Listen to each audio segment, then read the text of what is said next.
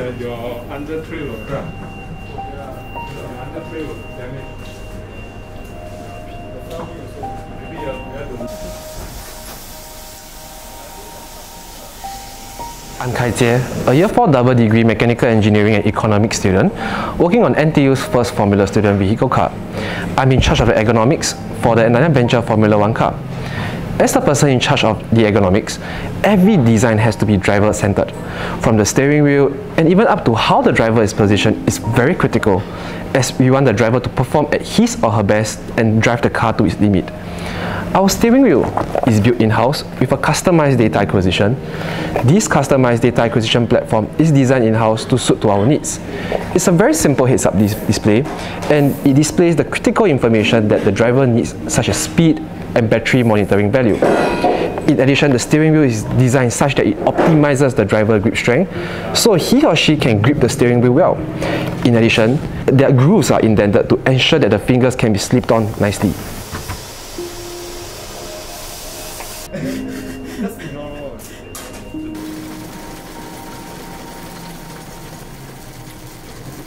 Our heat restraint solution is a unique solution, as the firewall is positioned in front of the front hoop. Additional foam extrusion is designed to restrict excessive lateral neck movement, protecting the driver's neck in the event of a sharp corner turn.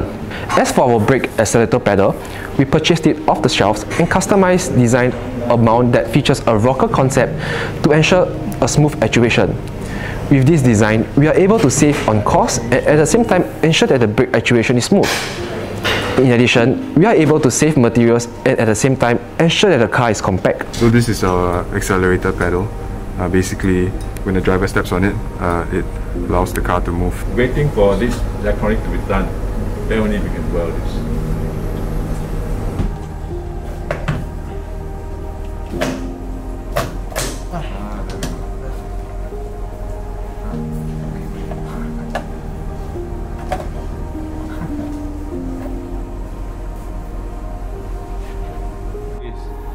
It do this, you know. Okay. It will fully integrated already. And this show the speed and battery data. But there's a display here, show other things. Now basically, steering you can show by turning this lah. Now we are not yet welded, so we just turn like that. You can see the wheel steered by the action of the steering wheel. Lastly, to ensure that the driver is well positioned, we have designed a mini ergonomic jig. This is to test the driver's sitting posture. The brakes pedals, accelerator pedals and steering wheel is then integrated to ensure that the driver can reach out for these components when driving.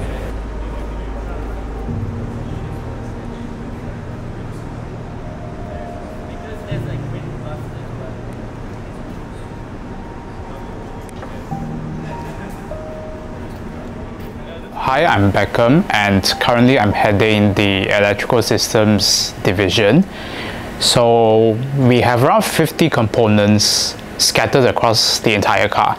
And what our job is to make sure that we find the best way to wire all of these components together. So when we're designing, we're planning how to route these components, modularity and durability were on the top priority list when we are actually designing the PCBs and the wiring harness. Why we intend to do this is because due to cost reasons, we intend to carry forward as many components and wiring as possible to our future cars. On the PCB side, how we achieved this was we try to minimize the number of components on each board and then use multiple boards connected with Molex connectors. So because each board is made simpler, we have a lot less points of failure. Furthermore, on the wiring harness side, so actually in our previous projects we use this type of connector. So this one is called an XT60. We have a larger variant called the XT90. So this is all well and good, but as you can see, yeah, all it needs is like a big tug and then yeah, it's out. So for our MVF, since we're running at like a much higher top speed, much more extreme conditions, we decided to use one of these. So this is called a DTM connector. So As you can see, there's like a plastic clip, so there is no way that you can just accidentally pull it out due to vibrations and whatnot. And also at the ends and actually on the inside also, there are like these rubber seals to protect the insides from the environment. But yeah, this is just one fail-safe measure that we employ. Okay, and also we intend to have independent circuitry for all the important systems like your accelerators and brakes for added redundancy. And to wrap it all up, we intend to fuse them with automotive fuses. So these are hot swappable, and if there's any fault, we can just swap a new one in 5 seconds.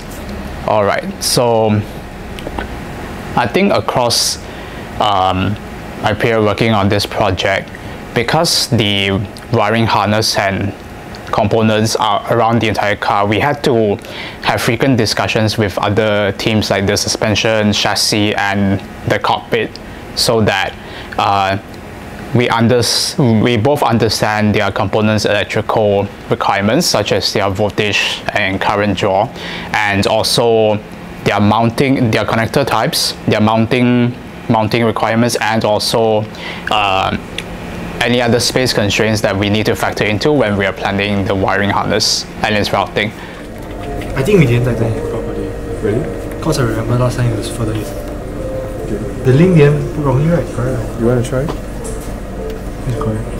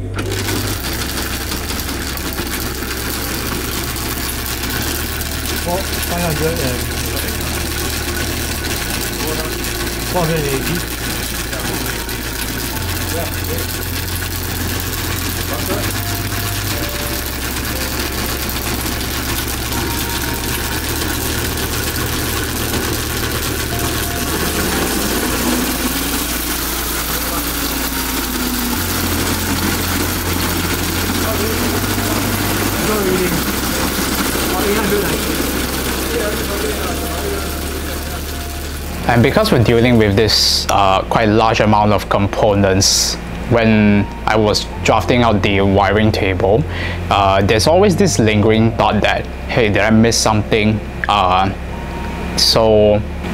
admittedly, most of these concerns is mainly because that we do not have any relevant references to base on, considering that this is like a new venture. Hopefully, with what we've been doing here, trying to document it in both written and also documentary form, that we at least provide future teams with a solid basis to work on, and hopefully they can redirect their efforts to other areas with more performance potential.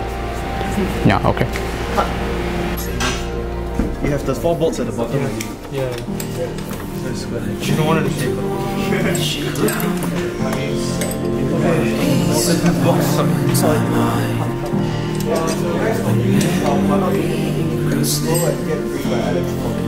Your shadow stays behind.